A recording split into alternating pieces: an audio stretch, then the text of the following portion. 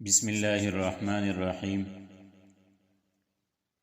مکی زندگی کا پہلا مرحلہ، خفیہ دعوت کے 3 سال۔ یہ معلوم ہے کہ مکہ دین عرب کا مرکز تھا۔ یہاں کعبہ کے پاسبان بھی تھے اور ان بتوں کے نگہبان بھی جنہیں پورا عرب تقدیس کی نظر دیکھتا تھا۔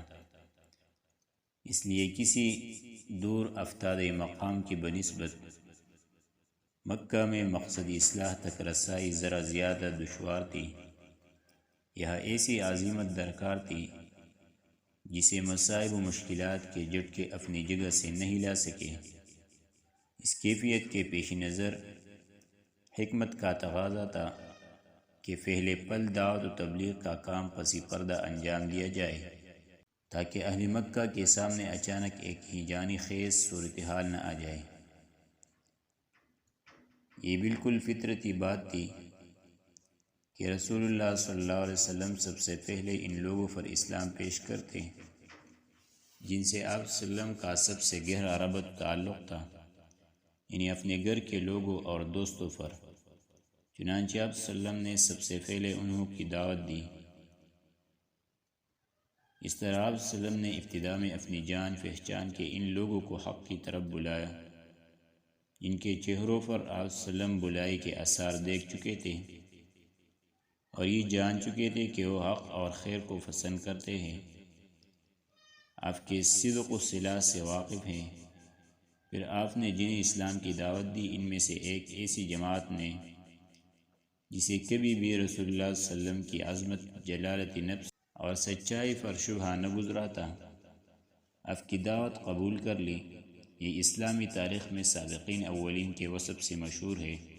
ان میں سرفرست آپ کی بیوی ام المومنین حضرت خدیجہ رضی اللہ تعالیٰ عنہ بنت خویلد، آپ صلی اللہ علیہ وسلم کے آزاد کردہ غلام حضرت زید بن حارثہ رضی اللہ تعالیٰ عنہ بن شرحبیل کلبی، آپ صلی اللہ علیہ وسلم کے چچیر بھائی حضرت علی بن ابی طالب رضی اللہ تعالیٰ عنہ، جو ابھی آپ صلی اللہ علیہ وسلم کے زیر کفالت بچے تھے، اور آپ صلی اللہ علیہ وسلم کے یار غار حضرت ابوبکر صدیق رضی اللہ عنہ اجمعین۔ یہ سب کے سب پہلے ہی دن مسلمان ہو گئے تھے۔ اس کے بعد ابوبکر رضی اللہ عنہ اسلام کی تبلیغ میں سرگرم ہو گئے۔ وہ بڑے ہر دل عزیز، نرم خو، پسندیدہ خصال کے حامل با اخلاق اور دریا دل تھے۔ ان کے پاس ان کی مروت، دور اندیشی، تجارت اور حسن و صحبت کی وجہ سے لوگوں کی آمد و رفت لگی رہتی تھی۔ چنانچہ انہوں نے اپنے پاس آنے جانے والے اور اٹھنے بیٹھنے والوں میں سے جس کو قابل اعتماد پایا، اسے اب اسلام کی دعوت دینی شروع کر دی۔ ان کی کوشش سے حضرت عثمان، حضرت زبیر، حضرت عبد الرحمن بن عوف، حضرت سعد بن ابی وقاص اور حضرت طلحہ بن عبیداللہ رضی اللہ عنہم مسلمان ہوئے۔ یہ بزرگی اسلام کا ہر اول دستہ تھے۔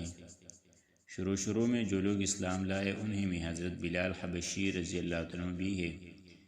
ان کے بعد امین امت حضرت ابو عبیدہ عامر بن جراح، ابو سلمہ بن عبد الاسد، ارقم بن ابی الارقم، عثمان بن مظعون اور ان کے دونوں بھائی قدامہ اور عبداللہ، اور عبیدہ بن حارث بن مطلب بن عبد مناف، سعید بن زید اور ان کی بیوی یعنی حضرت عمر کی بہن فاطمہ بنت خطاب، اور خباب بن ارت، عبداللہ بن مسعود رضی اللہ عنہم اور دوسرے کئی افراد مسلمان ہوئے۔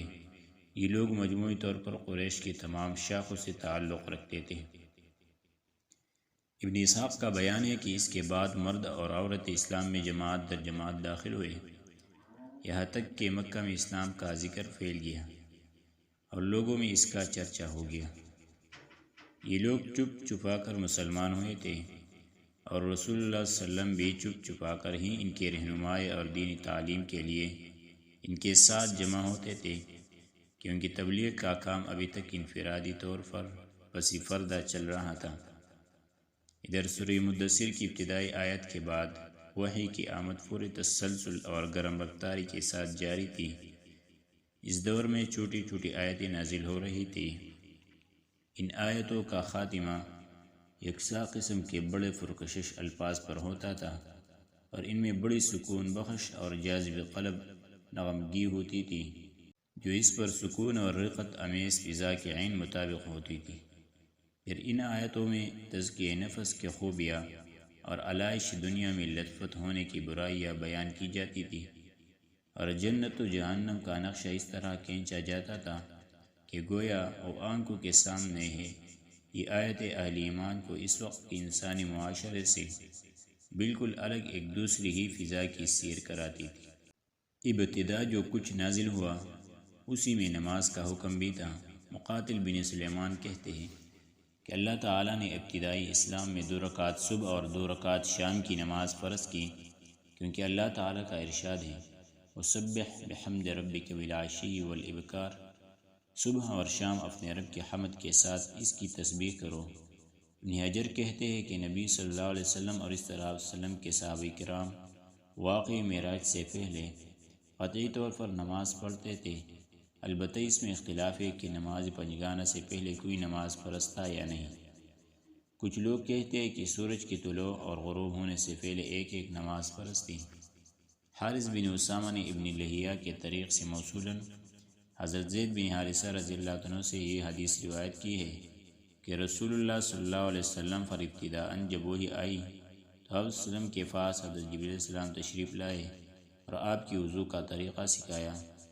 جب وضو سے فارغ ہوئے تو ایک چلو پانی لے کر شرمگاہ پر چینٹا مارا۔ ابن ماجہ نے بھی اس مفہوم کی حدیث روایت کی ہے۔ براء بن عازب اور ابن عباس رضی اللہ عنہما سے بھی اس طرح کی حدیث مروی ہے۔ ابن عباس کی حدیث میں یہ بھی مذکور ہے کہ یہ نماز اولین فرائض میں سے تھی۔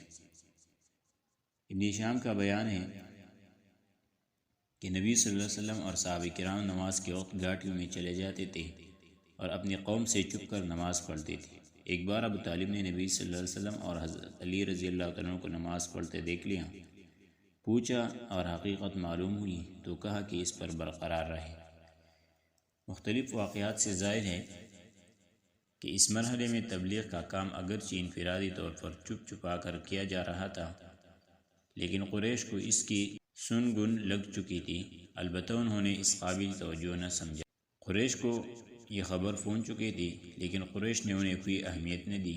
غالباً انہوں نے محمد صلی اللہ علیہ وسلم کو بھی اس طرح کا کوئی دینی آدمی سمجھا جو الوہیت اور حقوقت الوہیت کے موضوع پر گفتگو کرتے ہیں، جیسا کہ امیہ بن ابی سلط، قوس بن ساعدہ اور زید بن عمرو بن نفیل وغیرہ نے کیا تھا۔ البتہ قریش نے آپ کی خبر کے پھیلاؤ اور اثر کے بڑھاؤ سے کچھ اندیشے ضرور محسوس کیے تھے، اور ان کی نگاہی رفتار زمانہ کے ساتھ آپ کے انجام اور آپ کی تبلیغ پر رہنے لگی تھی۔ 3 سال تک تبلیغ کا کام خفیہ اور انفرادی رہا، اور اس دوران اہل ایمان کی ایک جماعت تیار ہو گئی جو اخوت اور تعاون پر قائم تھی، اللہ کا پیغام پہنچا رہی تھی اور اس پیغام کو اس کا مقام دلانے کے لیے کوشاں تھی۔ اس کے بعد وہی الہی نازل ہوئی اور رسول اللہ صلی اللہ علیہ وسلم کو مکلف کیا گیا کہ اپنے قوم کو کھلا دین کی دعوت دے، ان کی باطل سے ٹکرائے اور ان کے بتوں کی حقیقت اشکار کرے۔